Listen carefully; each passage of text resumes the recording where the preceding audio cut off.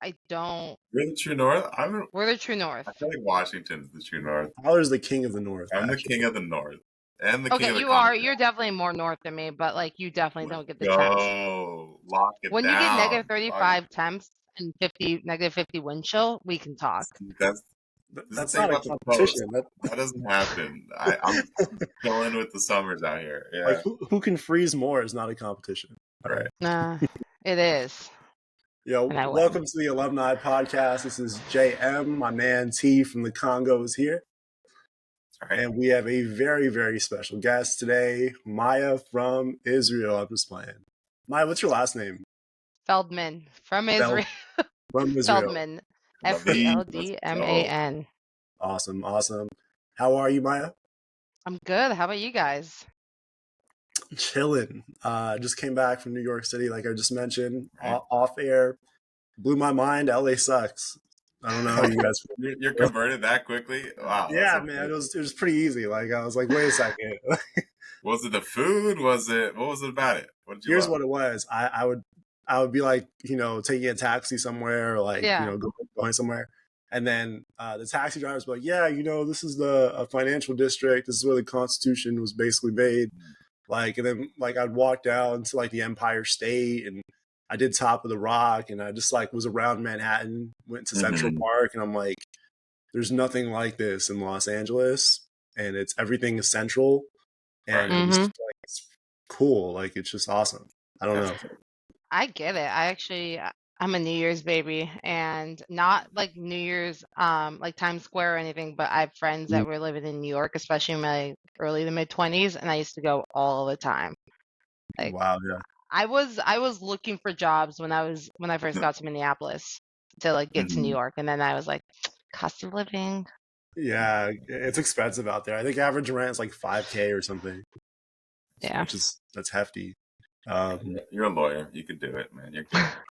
I know, but it hurts, man. It hurts. Negotiate that shit. Yeah, dude. Just sue somebody. Just be like, if you don't give me this apartment for $2,000, I'm gonna sue your ass. Just do that. If I was a lawyer, I'd sue everybody. Okay. That's my goal, is to sue every single person I come across. It sounds like a lot of paperwork. Yeah, it is. I don't want to do that. I quit, actually. All right. Maya, I'm gonna take you all the way back. I actually have this queued up. Give me 1 second. The Wayback Machine. I was like, I was born at Cedar Sinai. Yeah, exactly. What do you want to know? Wait, you're the 3rd of January? The 1st. New Year's Day. Oh my God. Okay, I'm 28th. I thought I was supposed to New Year's. You were like proper. No. That's a great birthday for sports. No, it's an awful birthday. It's an awful birthday. For hockey, it would be the best because you're the oldest. Oh, okay. For basketball, yeah, I guess that like brought me to the next. Yeah. So I guess I found this article, and if you look really closely, Tyler's in it. Wait, what? That's right. Wait, what? Right there, dude. Congo, let's go. I look good. It's not even like closely. It's like pretty spot on, like right there, highlighted. On, what is that article? It's just Samo High graduation, large crowd of honors, 700 graduating seniors. It's not actually 700, it's 673. But the article says that. And it quotes Dr. Hugo Pedroza. He says, I'm feeling like a proud papa today. All right. And it also outlines that there's an unprecedented 22 valedictorians from our class. I don't know how that works. It's a 22-way tie or something, but I'm not one of them. We're the generation that everyone gets participation trophies. They just gave like a bunch of valedictorians. I mean, it is what it is. It's fine. I think it was a GPA base, and so everyone who had like a 4 something or higher, yeah, with their didn't APs give you higher? I think yeah. I think that could have got a 5.0. Ooh, I should get Dina Maroke on. I remember she was a genius. Was she one of the 22? Was she what? Was she one of the 22? I think she was. She's gotta be. She definitely was. I used to study AP US with her, and she got a 5 on like every. It was crazy. Holy moly! I got 2 on the AP US history, and that's not. I still laugh about that. I had a rowing tournament. I literally had to leave. I had a race that day, and that's going up like north. I remember just like showing up. Who was your teacher? Who was your AP US? Oh gosh, I don't know. We had Flanders. We had Flanders. It sucked. The water polo coach. No, I think I had the other one. I was like, I don't think I was in. I think it was Mr. Galley, or no, I forget. There's a couple. That sounds, guys, if you remember, you probably did your research before this. Remember all the SAMO teachers opened up your book, started looking through. Yeah. Oh yeah, Jim, we gotta add that segment where we bring our yearbooks on air and then we read a comment from somebody. We gotta do that. I'll get mine when I go to LA. I'm gonna I was gonna say mine's at my parents' house in Colorado. Right. All right, let's actually get to know Maya right now. Okay. Let's just all right, let me take you back. I think the article says Thursday, June 17th was your graduation day. You were wearing that all Samo blue. Game 7, Lakers versus Celtics. That's what I remember. That's honestly all I remember. What I did, it was like during our graduation. You had your BlackBerry or like trying to look at the score. My brother, there's pictures with like a headphone in because he's like listening to the game. That's how old we are. We were the BlackBerry generation. BlackBerry. And Sorry, it wasn't that long ago. No, please. Usually I have to like pull teeth on this, but this is pretty good. You remember it like it was yesterday. No, there was a rule. We did not open the gift, do anything until that game was over. Tyler probably heard us screaming from the house. Do you remember who won that game? Because I don't. Lakers. Lakers won that game, but not the series yet. No, that was Game 7 in the series. That was it. Game 7, so they won. That was Game 7, and then I went to school in Boston. Yeah. Wow, we've missed Game 7 of the NBA playoffs for graduation. We didn't miss it. We just saw it then. Yeah, I guess. I was not listening to the game while I was like sitting there. My hands were probably sweating as yours were. You were in alphabetical order. Dr. Pedroza sang you a song, and I don't remember which one. But I'm not sure what language it was even in. But anyway, it's like, your degree was waiting for you, but they passed you a fake paper diploma. You shook his hand, and then you walked off stage, and now you're sitting in a podcast with me and Tyler 13 years later, which is insane. Shit. The whole premise of this podcast is to find out what Maya has been doing for 13 years before she sat in this chair to talk to us.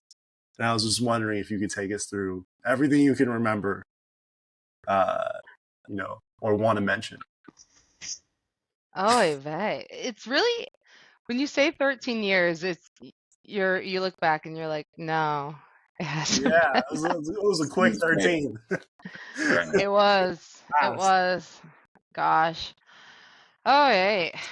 So yeah, let's see. Graduated, and then that September went to school at Boston University. Went to BU. Very nice. I was a rower at BU. So very cool. Yeah. I'm trying to think of how this is where you're like, what to say, what not to say. What do people want to hear? What do they want to what do they care about when I started college? They want to hear everything that like is important to you. And like the stuff that's like not so important, you don't have to share. But just the stuff that like you find important in your journey. I went to college. Really appreciated that I was an athlete. Because I did have instant friends. I know a lot of people. Full transparency, talk about high school. I mean, I had friends, I had a couple people, but I really didn't partake in the Samo High scene. I didn't go to prom. I kind of actually said screw that. I didn't go to prom either. Oh yeah, there's so when I went to college, I was kind of didn't know what to expect and just kind of said fuck out, say hi to meet people, see who I knew and who was outgoing and friendly, and made some of my best friends. Still close to them to this day. Very much started college as an athlete. I studied engineering, but that was on the back burner.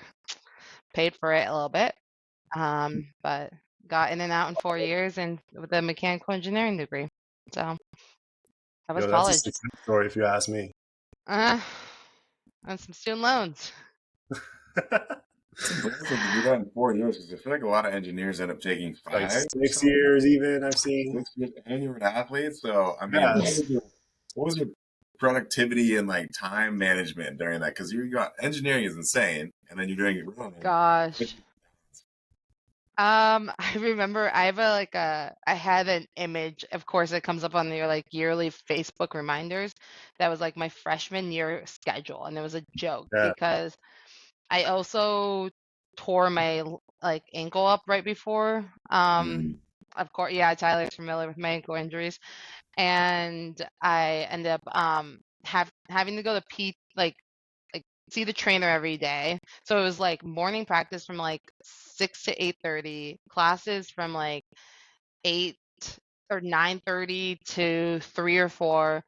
Saw the athletic trainer for like a half hour, and then went to like weights. And then you had, as an athlete, you had to do study hall hours, especially as a freshman. So it's like you then just sat in the study hall and like tried to work. And so it's like I remember still trying to watch Dodger baseball every night, and was like I'd watch an inning and then go to sleep at like 10:30 and then wake up again. It was let's just say these good degrees, guys. You know what? Yeah. I very much accepted what I was going to. It was what it was. So Yeah, you still graduated, so I still graduated, but I went to a private school, so I think they're very much like try to get you in and out. Yeah. Um, I did have, I think I took Calc BC in high school, physics, chemistry. So like those APs help kind of knock off some classes. Yeah. So when I went into, when I actually started, and like there was one class I had to take again, which is multivariate calculus. It sucked. If anyone has to take it, it sucks. Especially if you're not like a visual learner, like very like, um, or you are visual, like you can't just like think of things in your head. That is the one class I had to drop and retake. But you know what? It is what it is. I want to kind It of is. backtrack. Like, how'd you get into rowing? Like, how did you? Like, that's not common in my. Morris basketball, so yeah, the rowing's interesting to me. Yeah. So I mean, it gives a little background to say like I played basketball my whole life. I was playing clubs since third grade. Played travel. Um, played high school at Samo. But at that point, I'd already kind of burnt out. I stopped growing. My brother was 6'7", the star basketball player and volleyball player when we were freshmen. He was a senior. So Nice. um, I kind of knew the stars weren't in the sky for basketball for me. And my dad was a big kayaker and kayaked at Marina Aquatic Center.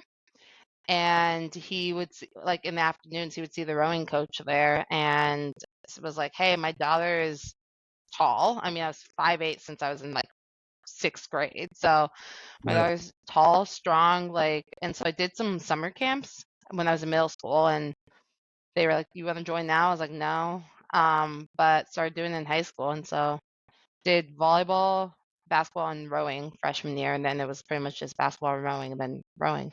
So Nice. yeah. Did you get like any kind of feeling like you wanted to play basketball in college, or were you just okay like letting it go? No, I mean, we'll get into it, but a year and a half ago, I tore my ACL and meniscus still playing basketball. Turned Okay. 30 and I blew up my knee, and I'm still not on the court because that is an awful injury. Um, I mean, Chubb just fucked up his knee yesterday. Can't say I did that, but um, Like brutal. Yeah. yeah, This is yeah. pretty I awful. tore some of those things. So when I quit basketball, I mean, when I quit rowing in college, I did it for academics. It was not like, it wasn't working out. And I remember being like, actually asking my mom, I was like, "Do you think I could try it for the basketball team?" She's like, "Why? What are you talking about? Like, it's a D1 team. It wasn't like a club team. It wasn't like a D3. Like, it was a D1 basketball team." And the rowing was D1. I was like, so I've tried.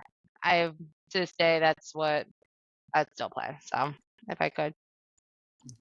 For sure. So.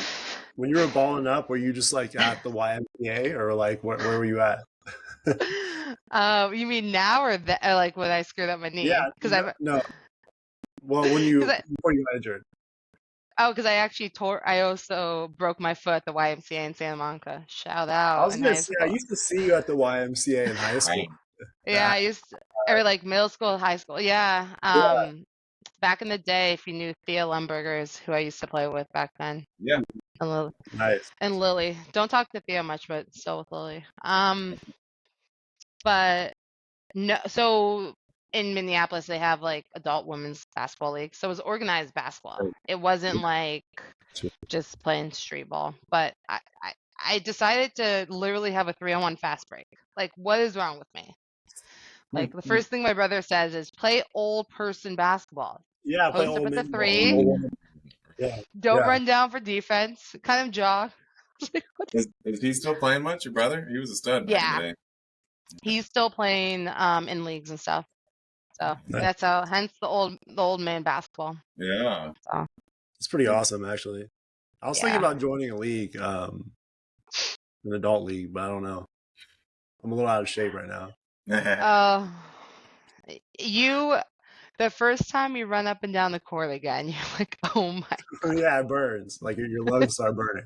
It does. It does. There was a time where Tyler couldn't beat me in a single game of basketball, but now I'm pretty sure like he beat me. Like, just on lungs alone, I get all the rebounds, and I'd probably take it to him just hard enough where like I'd probably beat him. But yeah, back in the day, there was no chance. I was gonna say I can't. Me and Tyler used to play at the park near our house, and I can't remember. You were like decent. You were like a decent non-basketball player. That's a good way to describe it. I was a decent non-basketball player. Yeah, I like that actually. I try to be basketball grades. That's like the highest praise, to be like that's pretty solid at a lot of things. Except hockey, I went above average for sure. But I gotta agree. Yeah. There's one exception though. I have a pair of LeBron 9 PEs in my trunk that I use to like ball up a lot, and that was like my prime. Like I used to go to Memorial and I used to just ball up. Oh my gosh, yeah. And I gave Tyler those shoes one day, like to ball at Memorial, which he needed. And he put them on, and he had just like a spectacular performance. Like it was like it should have been on ESPN. Like he was like, he might as well just been. He might have as well like have been dunking. Like I just, It reminds me of the scene in Toon Squad where like Michael Jordan gives the fake whatever drink to all them, the placebo, and they like go and say it was the same thing with LeBron shoes. It was amazing. That is hilarious. That's the best movie. And the remake with LeBron was garbage. That was terrible. I've actually never seen it. Never saw the remake. It's not worth it. It's crap. It's crap. Why ruin a classic? Yeah. Well, speaking of your injuries, and I'm a physical therapist, I'm kind of curious, what's your take on, what have injuries maybe taught you about life or about sports, or what have been some of the hardest things that you've had to deal with, maybe in your rowing career with your ankle, or I don't know. What have injuries taught you in your life? I'm trying to think. I mean, there's the general one that you can't rely on your physical health on working out. You have to eat well, which no, that's a no-brainer. I don't know. So in high school, and so I had my first ankle surgery sophomore year of high school, and then I had my second freshman year of college because it was I actually had PRP, so I had growth platelets inserted back in my ankle and helped the partial tear, but it was a rubber band. So long story short, I had to have surgery again. And I used to say like those surgeries were my lowest points in my life. Like in the sense, and especially in those days, like I'm sure you guys can relate, is like what, as stupid as it sounds, like it wasn't your only identity, but like one of your main identities was like playing a sport and being good at it, and like you always saw yourself excel, and you always saw yourself moving forward with it. And then it's always like, it's not the beginning of the recovery, it's always that period where you think you're ready, you're almost coming back, and something like makes it that you aren't, you retweak it, and or swell or something, or you're not strong enough, you thought you were strong enough. And so when I blew out my knee, I was like, my whole life I said I'd never touch my knees, and this happened. I was like, you fucking kidding me? Can I cuss? Because I actually cuss like a sailor, unfortunately. been on too many construction sites. So I used to, and so I was concerned. I was like, how I don't know. This is 20 plus years since I've had another surgery. So I think it's not really a lesson learned, but all I can think about is like just how life priorities have changed. Um, like I I thought I was coming back from this knee, but I can't get the swelling on my knee. So what's going on is Tyler, if it was an ACL plus meniscus root repair, which is like a complex repair. And I happen to get I actually have like, if you look up the lead orthopedic surgeon of the Vikings, it's Dr. Larson. That's my surgeon. Like I got like the best of the best here. Right. And it's just like, and I'm still not back on the court, but like you just have different priorities in life and different things that give you meaning and like, and so as much as like I'm not like, I was supposed to run a 10-mile race in 2 weeks and my swelling my knee wasn't going away, so I had to back off, and so I'm like trained for half of that, so I'm not going to run it. And I just kind of accept that, like I understand that's okay. It's like I no longer, as much as I still like to be in shape and want to like be, I don't know, in sports, like I still would like to have these skills or X, Y, and Z. Just accepted that like life has different priorities. And so I don't know. I don't know if that was a long-winded answer to like response, but it's like you play the cards that you're given. Like you couldn't control that you would be injured, and it just happened. Yeah. You know, like it sucks though, and I see a lot of like professional basketball players go do the same thing. But I mean, they have like the top doctors, and you know, just like it's completely different for like just a person who doesn't know, a college athlete that got injured afterwards. So running. No, I laughed because I did the surgery like a little bit before the Super Bowl, and I remember like Odell blew out his knee and had surgery the next day, and I was like, deuces, I'll have mine in a couple weeks. I'll see you there. Yeah. And those like top like team doctors, like they do a great job, like they're just protecting like the team's investment. Oh yeah. So running kind of became a little bit of the thing to fill the void, or what in terms of priorities has really taken that space that maybe basketball has over the past year for your mind? Running was a weird one. I actually probably used to be in a lot better shape in running, but I used to, when I was a basketball player and younger, I wasn't a runner. So I always said when I got injured and felt like I was back in shape was when I was in running shape. So I've never run like a half marathon or a marathon, but I've run a few 10-milers. I've run a handful of like 5, 10, 7Ks, like, and so I guess it was maybe in that that's like internal competitive, like I tried, it was always a benchmark. Like if I was in running shape to do even just on the reg 4 or 5 miles like easily, like I felt good. And it's all right, my physical therapist hates that I was gonna run a 10-mile race.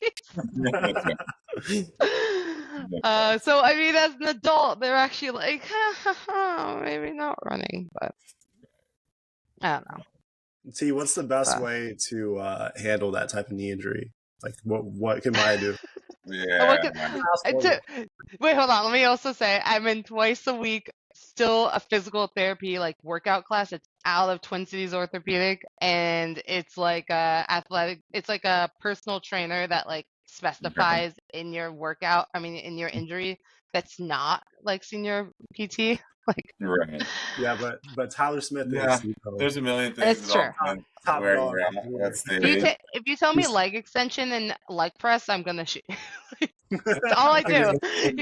Maybe lay off that too. The problem is the quad until it's not the quad, so you need more quad strength. Yeah. No, it was my issue was like I had my quad immediately, so I was able to compensate.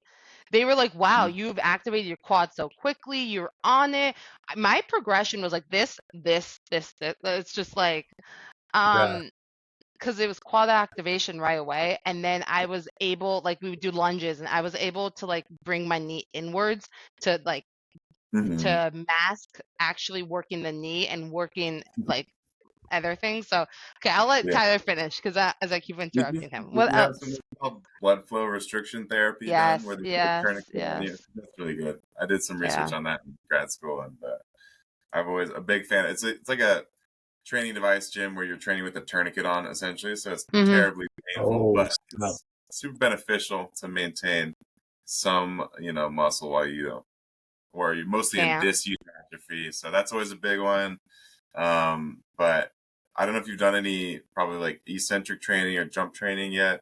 I mean, have you tried much landing stuff with your PT? Yeah. Because that's going to I be a big one. yeah. That was kind of the issue is I got released to do a lot of that stuff and then swelling Mm-hmm. just and then I Right. was told I was gonna have arthritis in my knee and I was gonna be fucked and I'm just gonna it is what it is. Right. True, there is some long-term issues you have to think about when you get knee surgery, but Yeah. we can go on, and this will be very boring if this becomes a PT. I know. I was gonna say I can tell you how my dog tore his ACL the next year and he had TPLO surgery. So I'm all the expert. But Bradley's back and playing, not me. Okay, right. All right. They say I know. dogs match the owner. Huh? So you say your dog? Yeah. So I'm saying like they say like dogs match your owner. So like I'm just Yeah, I mean he's kind of gingery. Called a Bowser. That's what I Like, when the owner and the dog are like similar in some way.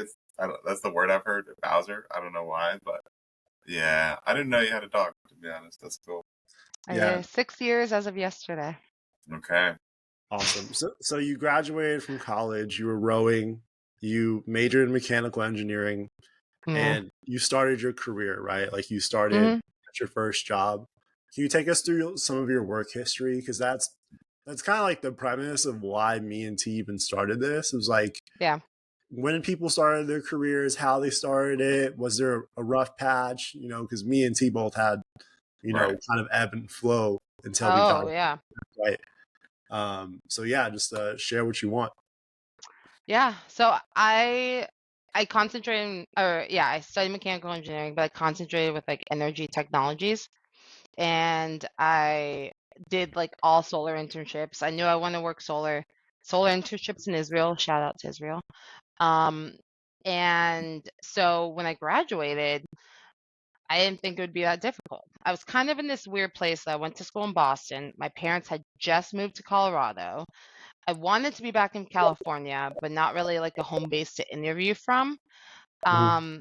So it took a second. Like it actually took me a year to get like my first career position. And yeah, so I was living with my parents in Colorado for a year. I got very close. It was like I kept asking. I was like, what was missing? Anyone? And they were like, no, your resume looks great. Everything was great, but we went a different direction. And I don't know. There's like you hear comments are like I mean I work in the pretty much all predominantly male industry, especially really small companies where like if you're gonna it's a boys club like and so it's like of course you can look back and be like, well, maybe it was that, but whatever. It was what it was. Took a second and then ended up first job working in construction. Didn't expect it, never thought that would be where I'd go. I was a traveling project engineer on solar sites. So, and these were smaller. Back in the day, there were like 20 acres of solar. So I would travel. Where did I live? My first couple projects were Colorado, first California, then Colorado, and then Minnesota. So I would be me and a few traveling guys, and then we'd bring in a bunch of local labor and build solar sites, usually for like for sometimes for cities, sometimes for a set of houses. It's called a community solar garden, and they all tap in and So that's kind of my first job.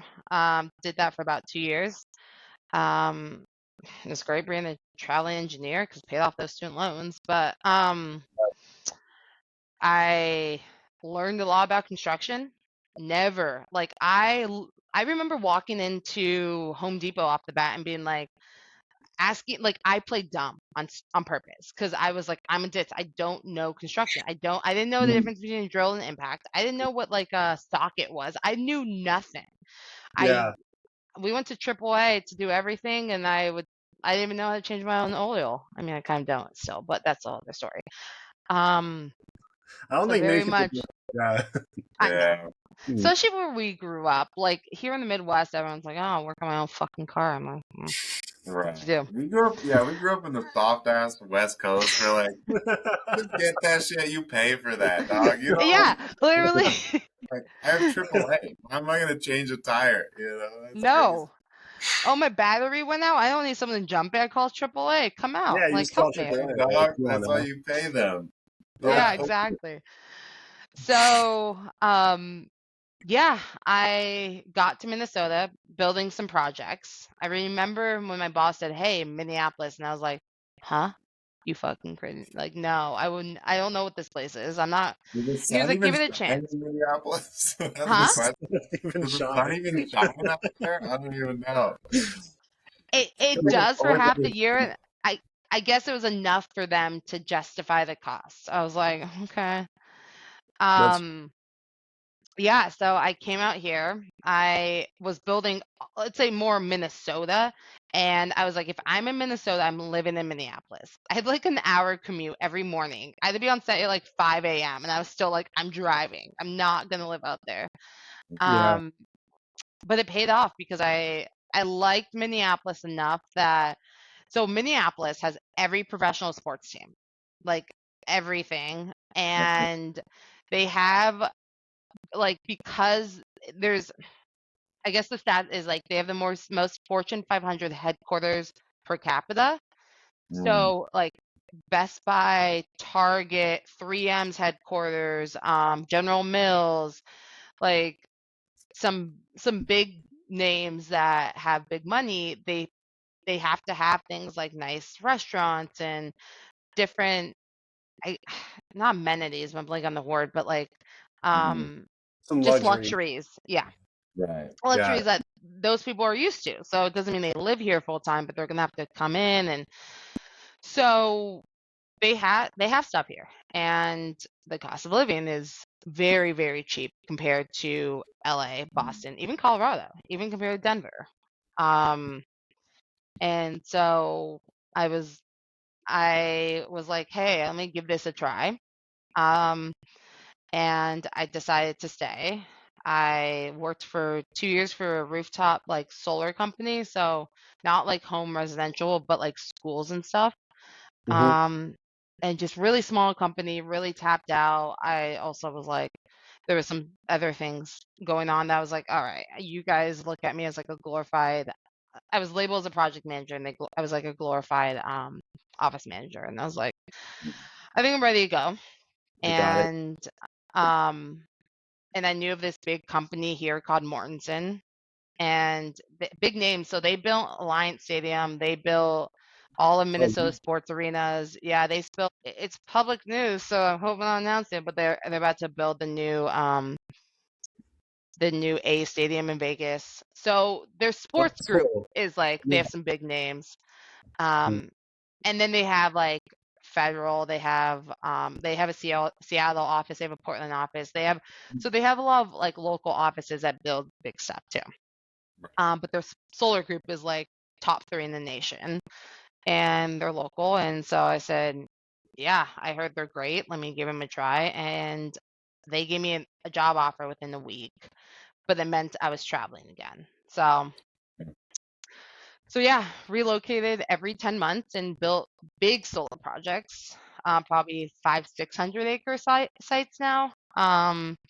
So another project engineer out there managing some of the field engineers and building solar. So did that for 2 years. I built in Gainesville and built in Charlotte. I pretty Cool. much knew that 2 years was my max. I told them I was going to be in headquarters. That was it. I'm done. I'm not doing this anymore. And they moved me to now like pre-construction planning. So so the operations of these projects, like we own we're called an EPC, so it's called engineering procure, and construct. So we own the projects from the beginning of it being engineered through all of like it operating. And when we say operating, we're building substations. We're building big electrical components. Like these are big productions. So I enjoy it. I enjoy being on this side of things. But I miss the field. So, and now, yeah, I'm a design phase manager. I guess is the role. So that's super cool. Can you like tell us what like a traveling mechanical engineer does for these companies? Like what was your role when you were like visiting these places for like, 10 months at a time? um so you could take the mechanical of it because at the end of the day when I started doing solar, they're kind of like, oh, you can do everything. So I literally was doing Yeah, electrical without an electrical degree. for sure. Um so our jobs on site were, it's hard to explain without like I say this because I didn't know what the hell happened on job site until I got out there. But your role is to manage the quality. It really like to try to summarize everything you do is like as engineers we're not there engineering anything, so that's where it's a little different is on the job sites you're problem solving, which is what everyone says with an engineering degree, you're problem solving anyways. But you're there to support the craft, so that the workers out there to keep moving forward and making sure the product they're putting in is correct, so quality. And then any issues come up, like the racking system's not going together correctly. Now it's your task to problem solve why it's not. And I'm trying to think of like either explain it into like layman's terms, or like in general, if something's not working as it's supposed to, your role is to solve that. If everything is moving forward, your role is to verify that it is done per the requirements, like how it needs to be. So that's everything from like creating tools and sheets and like I don't know, widgets to support the craft to like do their job successfully. So you also not only like learn to be technical but creative, and like really like I say the good ones are good at being really personable because you talk to the team members and you actually understand what they need. To like and that the like and then another component of your job is actually never mind. That kind of sums it up. I was like thinking about it, I was like, no, that's in like in and then there's like side things that happen, like, oh, you might have to, and then you run meetings, you sometimes work with the owners and this and that. But like the general point is like you're there to make sure the quality of the product that is being done is appropriate. So Did you see yourself as kind of a pioneer maybe for, you probably didn't see a whole lot of female traveling engineers. It sounds like you called it an old boys club. So did you see yourself in that role as like, I'm trailblazing for maybe other people to follow after me? Or how did you navigate such a different work environment essentially? I loved it. I mean, Tyler, I grew up playing with boys. Like my first basketball team was all boys AAU team. But no, I wouldn't like put myself as a trailblazer. I wouldn't be like, oh, I pioneered this. I just kind of liked the challenge. I liked being able to speak, like hang with them, but also like show them up, like, hey, we can hang with them. I I hope I don't offend anyone by this comment. I hope no one's like pissy about this, but like I remember being here and some girls, I was with these guys that were just being shitheads. And these girls were like, we're feminists. These are what we hate about guys. And I go, bitch, I'm a feminist too. I actually work with like males every day and prove myself to be equivalent, if not better. Right. And so that's kind of where I always looked at it, is like, let me just show that I'm there. I can do it just as much.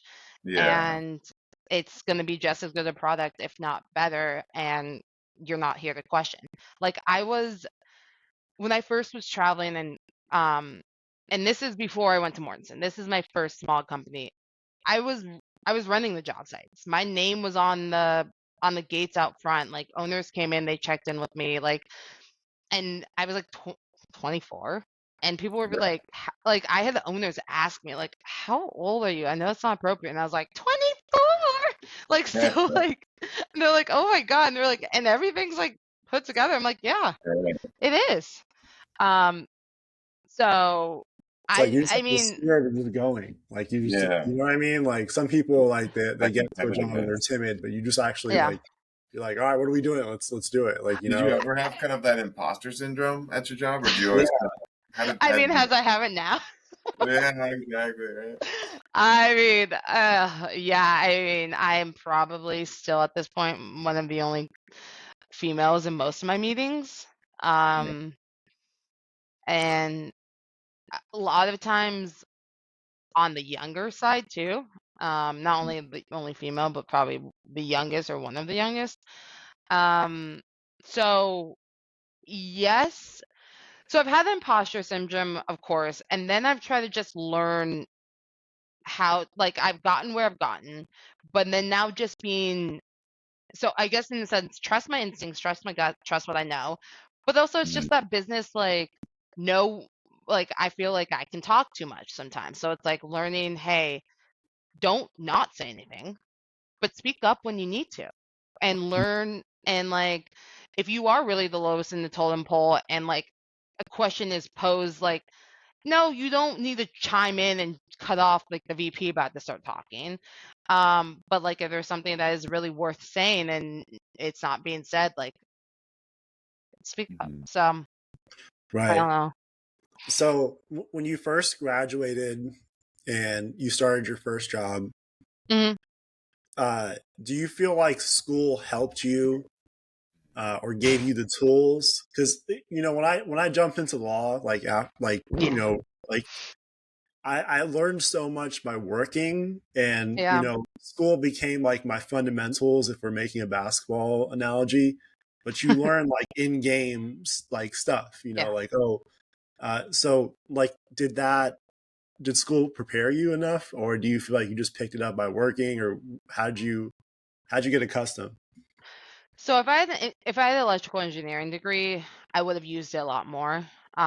Just because when you get into solar, they're power, they're energy power stations. Like that's what they are. So I would have used my degree a bit more. But very much at this point, I mean, I graduated and they said, hey, you got a problem solving degree. So did I learn how to problem solve better with my education? Is it ultimately a thing that proves, hey, you have like half a brain on your head? Yeah, like kind of. But I would say where I'm now is actually, I like, this kind of is a tangent, but it's kind of going to relate. I used to say I was like kind of upset that I didn't start with this company right after college. Why? Because people, you get in, you move up, you get all this progress, and like I was seeing these people shooting up and like not half my age, but like half my professional years. And I was like, okay, you can't compare yourself, but it's only natural to compare yourself. And then I realized all this like minor experiences that I gained were like life experiences too, and like how to handle difficult situations, how to think outside the box a little bit more than like someone who just worked really well of learning this company system. And now I'm starting to see the benefits of it. Finally reaping a little bit of those benefits. But to your question about schooling, no, I mean, I'm not doing anything directly enough to my major to say it was a make or break. So Gotcha. That's very interesting. You know, you like even like the programs that we use in law, like, you know, there's like such a learning curve in everything, in every single field, like, you know, and not to mention the politics too. Like, you know, there's a hierarchy in every company that you like step into, and like, you know. Yeah. I know this isn't how it works, but I keep expecting when I look at your screen to just see like solar panels on the ceiling of your apartment. I don't know My why you apartment live, but complex. I'm just assuming there's solar panels everywhere. Like everywhere you walk, there's just solar panels. No, I'm in the guest bedroom because this is where I work, and then my boyfriend is out in the living room because I talk too loud for us to be in the same room. And he golfs, and I've always wanted to golf because here you go, playing the game. Professional, like always golf is like a lot of business deals happen on the golf course. So I'm looking around, it's like my bags are like it's not packed, and then two golf ball bags, and then his cat who's passed the fuck out on the bed. So Maya, tell me this: if you could Mhm. go back to college as a freshman, would you do it all Yep. over again? Would you choose that major? Would you pick this field, or would you choose a different path? No, this is honestly what so when I went to BU, when I had my official, like back in the fall of our senior year, I actually saw a school business, and I remember my mom being like, study engineering. It's the way of the future, renewables. And I was like, yeah, no, I agree. And so I said that to like the school of business, and she was like, no, I agree. Like, if you could study engineering, study engineering. I was like, okay. That's cool. That's really awesome. Yeah, and so I don't have a family of like engineers. It wasn't like a common path, but I can't say I loved every class, but I am happy with what I studied. If I like, maybe I could have been like I did summer internships with doing all these programs in Israel. Maybe my one before senior year, I actually should have just done one locally and like set myself up with a company to get out of college. But then once again, I talked about having these different experiences and seeing different kinds of solar and like working with different kinds of people and different. So it's a really roundabout way of saying so cliche, but maybe not. Like, I, my regret was not going to football school, so that kind of sucked. But Yeah. um, so maybe that meant I should have gone to more Harvard football games. I don't know, but I just no. I mean, I don't know about you guys. If you what you guys have said, if to that same question, I know. Turn it back to The answer is always changing for me, so it's not set. But right now, I'm comfortable where I'm at. Like you'd be I'm really happy. comfortable if you were in New York City. Is that what you meant? Yeah. Though? That's literally my New York. I got this in New York too. oh my god.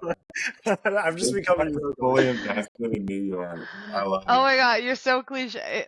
Come on, you're from a tourist city. You don't buy the touristy crap. It is not the Come same. on, Joe. You're doing Egypt a disservice. You know what? I'm not even from Egypt anymore, man. I'm from New York. New York. New York. Yeah, from the lower Oh my Prom. god. I actually Guys, got to say I'm walking here when a taxi cab like came up like too close. It made everyone laugh. It was a cheap jump, but it was funny. I respect that. Yeah. Guys, that's how I used to speak. That's how I used to talk. I'd be like, the Bulls is a some poety from New York. And someone would just go in Boston. My mom's like, you're with your people. Mom's in the car. What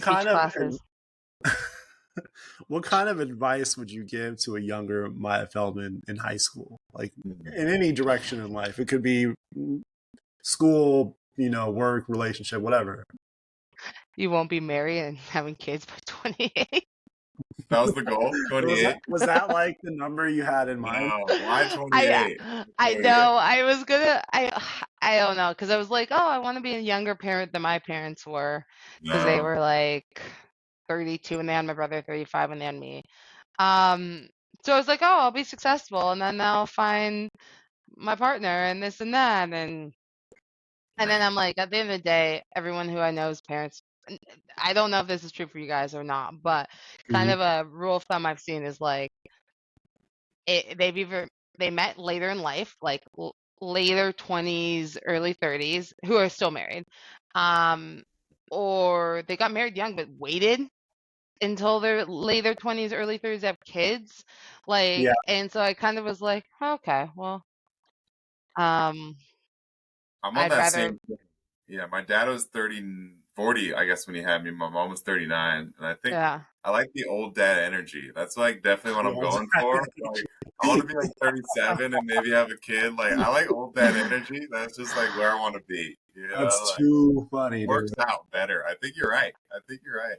Yeah. It was that's kind of where I mean, like when I got to my mid 20s, I was like, what do you want, to just be married and have kids, or do you want like a long-term partner? And like, so not that I mean, yeah, maybe there's more of an old-fashioned feeling as a female for myself. I can't even just say as a female, but as myself, like I did think about, hey, we have biological clocks. Like I do want Yeah. kids. Like there's always that thought of like, hey, yeah, that was a younger me was like, by this age, I would like to be with someone. Like, Mm-hmm.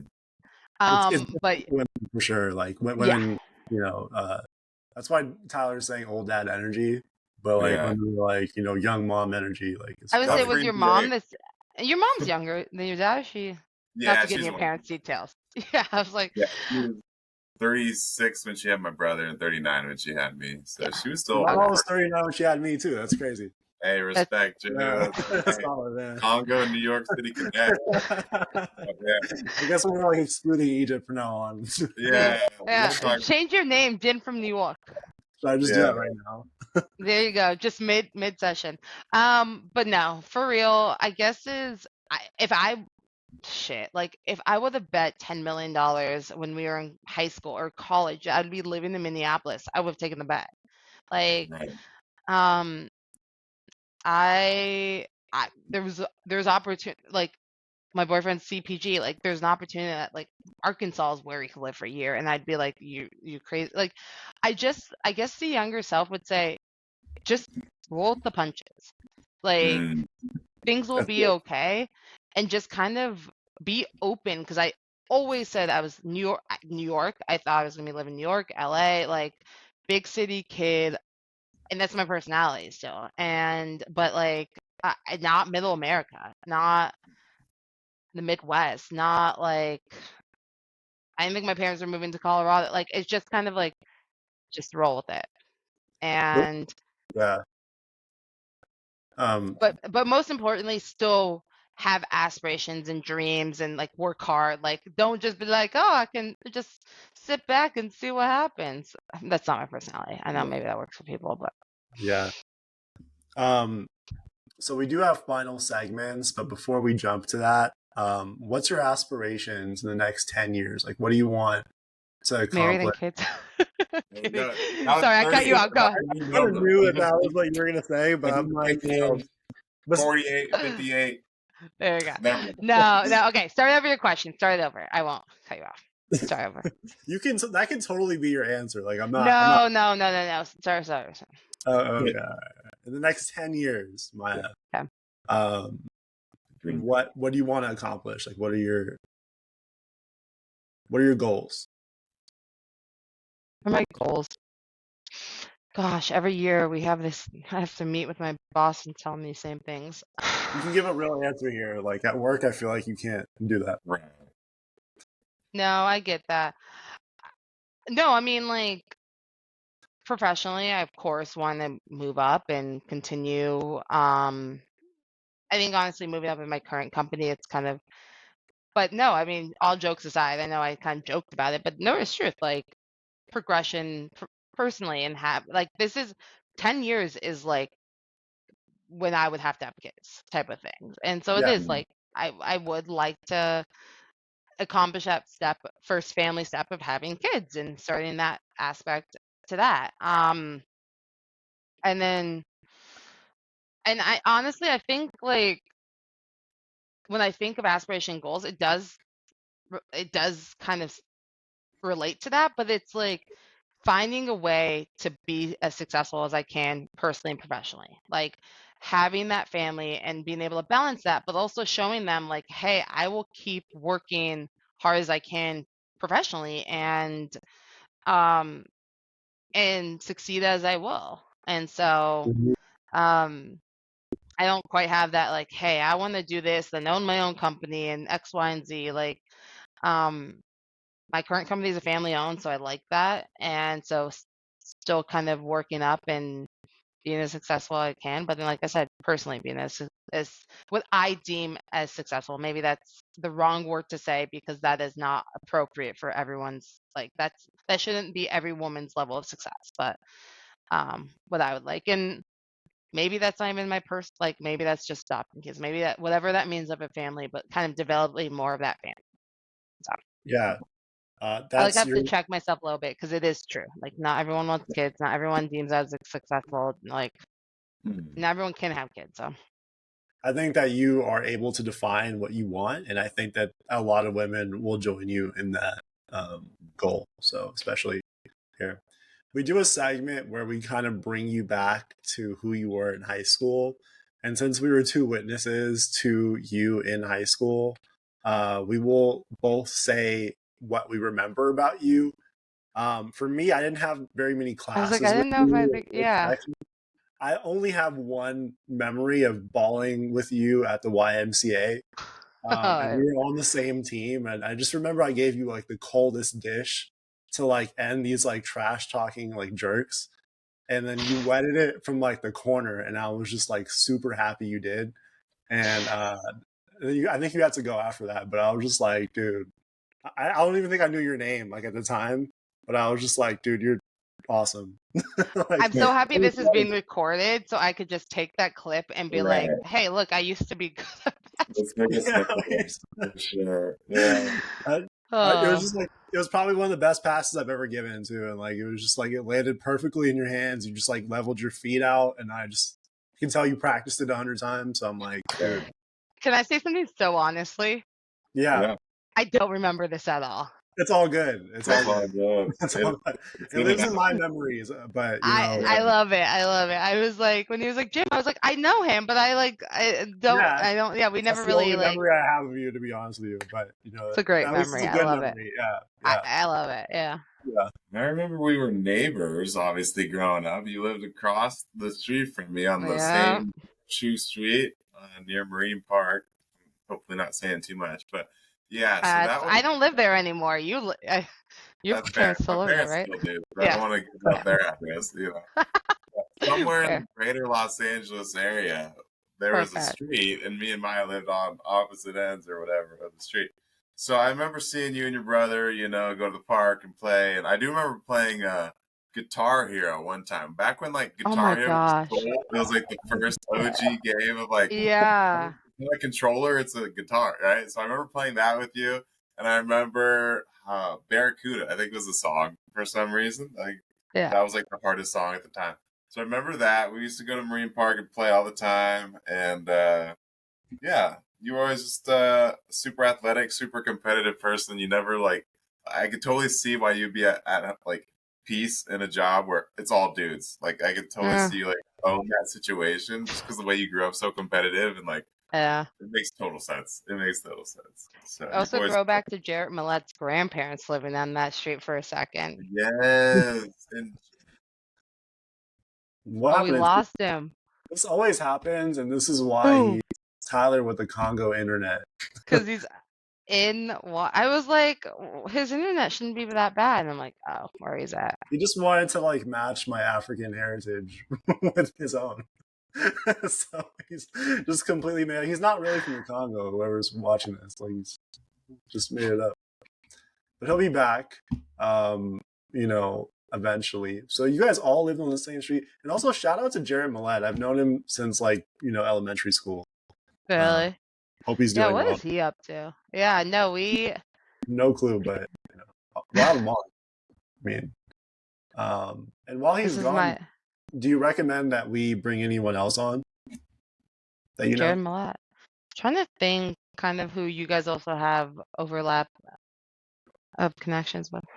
See, now I'm thinking of the people we already mentioned. Like Dina would be a good one to chat with. Yeah. See what she's up to. Love to have her on, yeah. Definitely. People you still talk to? I mean, I was gonna say who I honestly probably still talk to. He's back. Yo, can you hear me? I'm back. Yeah, we can hear you. Back. It only happened one time. On Google Chrome now. I don't know. Let's go. Sometimes Edge works. Sometimes Chrome works. I don't know what to tell you guys. We're gonna try everything you say. Let's get Jared Light on. Let's do it. I love that dude. It's good. Yeah, I think that'd be a good one. Yeah. I Who do like you still talk to? Who do you still talk huh? to? I Who do you still literally talk? just like Lily Fader is probably the only one from high school I Okay, still talk to. We Yeah. got everyone. we'll get her on. We'll do it. She's The goal is to actually get everyone on that's been to Samo. Who wants to come on? Like everyone's invited. hmm Yeah. I trying to think. I really yeah, no, I kind of like pieced on high school for me. Yeah.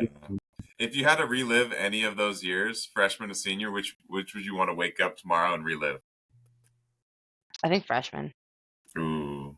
I know most people are like, I but don't that's know, senior for me, but freshman is but that's interesting. I didn't really like I said, I didn't by senior year in particular, I was like didn't I I kind of established that like I knew I was gonna have a couple of friends from high school and then that was it. And like actually, do you know who I just saw from high school? I don't know if you guys know Alexa Funston. Um, she was on Sounds the familiar. basketball team. So she is in this badass band with Layla. Ha, I really shout out to the band, the Paranoids. Hmm. And then and then the other member Stott went to Jams, but she didn't go to Whoa. Samo. We went to And yeah, I went to Jams, and they were at so there's like iconic music venues here. Like one of them's called First Ave, and like Prince has played there, and all these like really like up and coming had played when they were smaller. Hmm. And there's like even a smaller sidebar like place, and they came in town and played. And Yeah. so like literally Santa Monica people were playing in Minneapolis, and so like I went to see them and saw them for a little bit. So shout out. So yeah, if you look up the Paranoids, I saw that if you saw the new Adam Sandler movie with hmm like the bat mitzvah, his Yeah. daughter's wearing their band shirt, their band tee in it. So Oh, because he yeah, lives I, in Santa Monica. Adam probably Sandler. I he's thought you actually were about to coming bring here. this full circle, and I thought you were about to say I saw Dr. Pedroza play a live show in Minneapolis. I was gonna be like, dude, Dr. P, let's go. He's still doing his. No, no, we're thinking of high school. Guys, I have not thought of high school people in so long, and that's why it's like, Do you think you yeah. cared less because you knew you were gonna study out of state? Like, I didn't care as much about high school because, like, I'm a piece out to Colorado. Like, I don't really care. Like, did you have that same mindset a little bit? I think in general, I just recognized what it was. I was like, Mhm. I Yeah, freshman year, I had all like it was like, oh, I had a handful of friends. Everyone was all chatty. Sophomore year, I had surgery, didn't want to talk to anyone. And then junior and senior, I was kind of like, I know what it yeah. is. I'm gonna have my few friends, and that's fine. My mom was like, you're gonna regret not going to prom. Sorry, mom, still don't. I don't No, regret it either. Oh, no, it was the dumbest thing ever. Like, I would rather have not gone. Yeah, so like people told me like the grad party was better than prom. I would have What's it about? regretted not going to grad night because grad night was literally the most fun I've ever had. Like at Yeah, Samo for sure. that That night, was the Lakers won. Everyone was so happy. Like that was it. the greatest night of high school. But like, I would have regretted not going to that. Yeah. Everyone was Yeah, happy that the Lakers won. See, It was crazy. The atmosphere everyone. was amazing. I can think of and one then person who wasn't happy the Lakers won. Jared Jim Millette. McCauley, Clippers Jer- fan. Wait, Jared, I think was a Celtics fan. Jared Yeah, Millette was a Celtics fan. I remember that. No, I went to school in Boston. I put a Laker flag up in my dorm room. nice. Dang, that must have been hostile, low key. Yeah, Uh, I think people care, but then they didn't. I mean, let's be honest. Most of the people at BU didn't or weren't from Boston, so sure. yeah. That's true. But I feel like I've like I never directly answered most of your questions, so I apologize for that. You No, actually you do really answer our did. questions, but you like Oh, to give good. a lot of context, which is also really helpful. So, Is it because yeah. I've heard that's not I give too much context? So, No, But context is good. Like I kind of need it to follow like what you're saying. But on the final note, we give everyone like something that they want to tell, rather people for that went to school with you or people watching or whatever. Just anything you want to leave with the people watching this. And it could be inspirational, could be a joke, could be anything you want. But what website you have, it could be anything. It could be a plug. Like literally, I have these shirts. Like buy all of them. No, I'm not that creative. Gosh, this is what the. We caught Maya off guard, low key. Good Like I question. know. I'm speechless. My solar No, I mean panels. like. So, buy solar panels. Come on. I mean, it doesn't do anything for me. It's go green. No, I mean it's. I mean it really is like. If I didn't know you, I hope. I don't know. We had such a big school. What the fuck to say, huh? I know it's like I'm trying to like be creative. I'm also. Just as a side note, your style is very New York-ish. Like this Yeah, is she's very New everyone York. thinks I'm very East Coast. They think I'm always. Yeah, like the perfect environment for you. Right. I know. I don't know. It's I kind of just like I'm not. I just want to say hi to everyone. If I didn't know you, That's solid. reach out to me. Like it's cool to know people, like connect to people, like have connections. People think it's cheesy, but if I go somewhere and they're like, "Oh, I'm from this place or LA," and I'm like, "What high school?" Like it's nice to like, especially I don't live there, but um I mean, I hope everyone's doing okay. I mean, we all had different high school experiences. I definitely was not the popular kid. I didn't try to be the popular kid. I know some were. I know some folks have a lot more friends still from high school, and I think on social media we see that too, and it's okay. Like if as long as you are doing okay, and if you're not, get help. But as long as you're doing okay and you found peace and happiness and success in life, like whatever that means. But I really don't. I feel like that was really bad. Of like this is an ending, but it's just like it's more like I wish I'm sure if you went to high school with us, I recognize you and I would like to know you. If I don't know you, if I knew you and I haven't talked to you in a second, reach out. Clearly, I'll talk. So, Yeah. And I will say that a lot of people that we reach out to are super receptive to come on here so far, and I just appreciate that in general. We all need that, because like COVID shut our reunion down, and I think everyone was kind of like, that was kind of a bummer a little bit. I don't know how many people would have gone, to be honest, but like I do love going to cities where people now live, and I'm like, oh, I'm gonna be in town. Do you want to grab tea or like lunch or something? Like everyone's always super receptive to that, so I just think like the direction of this podcast is really cool, and it's a good way to like connect with old friendships or acquaintances or whoever, memories. It's a fun time. 100%. No, I know. Here's my plug. I got my plug. I'm in Minneapolis, guys. If anyone's here, if anyone lives here and I don't know, or if anyone comes by and hasn't, like, I'll, like, you don't have to be my bestie. We can grab a drink and I can show you around, or I could just give you, like, advice. I've been here for 6 years.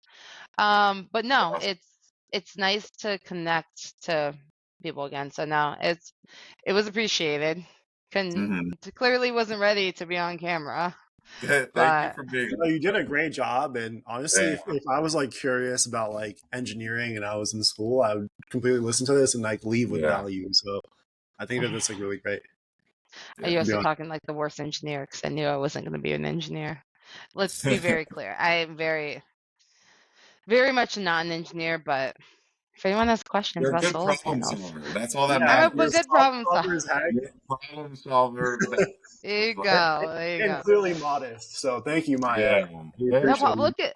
I was gonna say, look, we have a doctor, an engineer, and a lawyer all on the call. Like the start of a bad joke. We're a bar joke. I was gonna say it's like every Jewish parent's dreams. I'm glad we lost him. We lost him at that moment. He just left early. I feel like it's not even technical issue anymore. He was like, deuces. On that note, T, since you're gone, Maya, thank you so much for being here. Really appreciate it. We'll stick around off the air and wait for Tyler, but this has been awesome. Thank you so much. No, thank you for having me. I appreciate it. And hope to talk to everyone soon. All right, for sure. Peace, guys. Peace. He's back. He's here for the peace. I'm from the Congo out. Team from the Congo. Congo needed me. I needed the help. Oh my gosh. Dude, it's currently stopping. Hold on. I don't think we're fully stopped. All right, we're still going. Tyler's still in the Congo. This is the first time this has ever happened on this. Wow. Are you in the Congo now? Jim's now in the Congo. I probably am in the Congo. He's in New York. I don't know. He's in the Congo of New York. He's in New York, man. New York. I started a new life. I'm from Manhattan. I love how much Jim loves New York. Like, this is my favorite thing, dude. I'm obviously a Brooklyn Nets fan and actually a Knicks fan, right? Knicks are more now. Well, they both kind of suck. No. Basketball's a bad throw. Is this still going? Yeah, I think it's still going. But it's stopping. I can always cut it out. I don't think we'll leave this part in. Yeah. Okay. No, that's why I was like, this isn't appropriate. It's not. But no, when I was like, Boston is such a white city, and I didn't know that. And people were like, "Oh, you're from LA?" And they're like, "Oh, what part?" And I was like, "Compton." And they were like, "Really?" I was like, "Yeah, that's it." Right. I love that. I mean, I grew up like. I'm gonna say that when I go to Boston, not Compton. Compton. No, I was like the most white people would be. I was like, "Oh my god, this is really bad." That like, but I should have. I'm gonna be like, Dr. Ray, me and him are like this. Right. You heard a No, it's actually I was in Florida last week for a meeting with the owner, and one of my coworkers was like, they were like, "Oh, where are you from?" And I almost said something, and one of our executives, who knows me though, he jumps in and goes, "This is Maya. She's not from California. She's from LA. She's not California. It's Los Angeles." And I was like, "Yes, like it's a real thing." Like especially when like you have a lot of on our fields, we have like a lot of people in the field that are from California, and they're from like Bakersfield and like very inland. And I'm like, and they even said, they're like, "Fuck LA, we hate LA." I'm like, "Yeah, no, I'm LA. Like, do not." Yeah, don't. When people diss LA, I don't know how to feel. I kind of relate to them now though. Because you're from New York? Yeah, because I'm from New York now. But New York. it was just so like I just can't like it was like a dream world, you know. I can go nowhere in LA. I feel like I'm on vacation when I'm in LA. Did you hotel or Airbnb or where'd you stay? Staying in Times Square at this hotel. I know, so gross. Most tourist move ever. At the Renaissance Hotel. When I first arrived, I'm like, "Is this the hood?" Like, what? It's like I'm on Times Square. Yeah, dude. And but it's not the hood. It's like it's Manhattan. It's like right. I saw, dude, Billionaires Road. You guys know where that is? Yeah. Like the overlook Central Park. I couldn't believe it. The guy. I took one of those bike tours, and then the guy was like, "Taylor Swift lives here." Like, whoever. She's in Tribeca, I think. Yeah, you did such a touristy things. You were so touristy. I was a tourist. Oh my god. I'm like embarrassed for you listening to your tourist situation. You need to like school me, Maya. You need to like tell me where to go and like how to. So I mean, honestly, like nowadays it's even different. Like I was in New York a year ago for a wedding, but like I always had friends where like I went with them. Like I knew it was like meatpacking district and this and that, and like we would grab brunch in Tribeca, and like we were like, thankfully I didn't pay, but my dad's friends got like hotels for the wedding in Soho, and I was like, this is pretty good. That's crazy. It's crazy that like I'm now familiar with like what the layout of New York, because I didn't know anything about it except for like what I heard in Jay-Z and Biggie songs. And like now I'm actually familiar with like what a borough is. Like I had no like you know what I mean? Like I know Wu-Tang Clan is from Staten Island, and now I know what it looks like, you know? Did you take the subway at least once? I took the one train. It was gross, but it was cool. Oh my gosh. No, I do love New York, but I understand it is not sustainable to live there with like, unless your income's a bit higher to what like luxuries we're used to. So yeah, it's so true. It's super expensive. And cost of living too, except for the dollar pizza. That was chill. I had $1 pizza in New York. It was legit $1. I was like, are you sure you don't want more, man? I got more. He's never heard of inflation. He's like, I've been going for years. What's inflation? There's a long line no matter what time of day you go, because like it's still $1. But I'm like, dude, a was like, take two, man, take two. Yeah. Did it taste like a dollar pizza though? Yeah. It tasted like it was really good. Like it was just like a good slice of pizza. It wasn't like the best slice of pizza I ever had, but you know. Oh, do we have? What? Did we? What's happening? How we have extras? No, what up? What's up? We still have Maya on. We're just like chatting. Oh, sorry. Are you? Oh, Connor, Yeah. you the next slot. I'm sorry. No, you're good. Talking I gotta your go ears get. off. He's early. He's early. I'm gonna grab a snack. I'll be back in 10. Okay, Perfect. sounds good, boss. You're welcome to stay on or grab a snack, man. Whatever you want. Yeah. Go good. Go do your thing. Did you get? So back in the day, this is like, gosh, probably 8 years ago, 6 years ago. There was a place called Artichoke, and it was like an artichoke dip on the pizza, and they had a handful. They had a couple spots. I know they had like Murphy's. What's it? Something Murphy is like one of the areas. And I remember they were in I was in Miami and they had a spot like they'd opened up in Miami and we were like, really? So Wow. Super cool. that's all I thought about. And then of course there's like Joe's and all the like other pizza places, but yeah, no. I mean, what a dream world too. I also had authentic New York Chinese food at this place called Blue Willow. It's really good. That sounds good. Dude, it was really good. It was like the best Chinese food I ever had. See, this is my biggest issue with Minneapolis. We're gonna go down such a rabbit hole, and we're already over time. Is Minneapolis? They have some good stuff. I'm not saying their food's not like they have good food. They don't have exceptional food, and then they're bougier places that's probably wouldn't last in New York because it's like not exceptional. They charge exceptional prices. That's a little bit, and they have a ton of ethnic options, which. What do you? Yeah, New York. When I went, I had to say that is the biggest. Like, if you're a foodie, that is the city to be. Every square foot, there was a restaurant. I was like, "What is going on? This is crazy." Dude, yeah. Maya, you called me a tourist. I saw a Broadway show. Like that's how touristy I was. Like I legit paid the money for that show. I'm not that's kind of legit. Who'd you see? What'd you see? I saw Aladdin, dude. Tyler, you'd be proud of me, man. Oh yeah, it's traveling. I saw that. I kind of regret not going to Broadway when I was there. I went to a comedy show instead, but like Broadway is kind of tight. I would love to see like Hamilton or something. Obviously, I'm glad that was the right choice then, because I mean, I was like, should I? But no, that is. I wouldn't even. That's like good money well spent right there. For sure. That is one. No, Chicago might end up being my like final destination, to be honest. And Chicago has enough of a foodie scene that I'm like, okay, I'm okay with this. Right. I watched this show called Somebody Feed Phil, and like he has an episode on Chicago. You should watch it on Netflix. Like he just travels to different cities and he eats food. Like he's super chill. He has like a dream job. Sounds you know? Right. Yeah.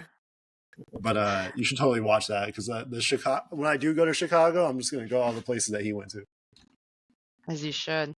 But all right, guys, I'm gonna let you guys go get a pee break between as you're back to back apparently. Thanks for coming on. Get some dinner. All right, love you guys. Good talking. See, Jim, now we have other interactions. Now we're homies. Yeah, now we're homies. Add me on whatever social media or whatever. Yeah. You search me from Tyler's. I don't. Well, I will search you. I will find you. We'll find you. I'm coming after you. I'm coming after you. I'm gonna cut you in the corner because I'm confident. No. All right. See you guys. Later. Bye. Bye. Hey T, I'm gonna have to close this session and then restart. Is that okay? That makes sense. So yeah, everybody out and then we'll jump back in. Sounds good. All right. Text Connor. Like we'll be back at 7:05 ish. Okay. Sounds good. That was a great episode, man. That was chill.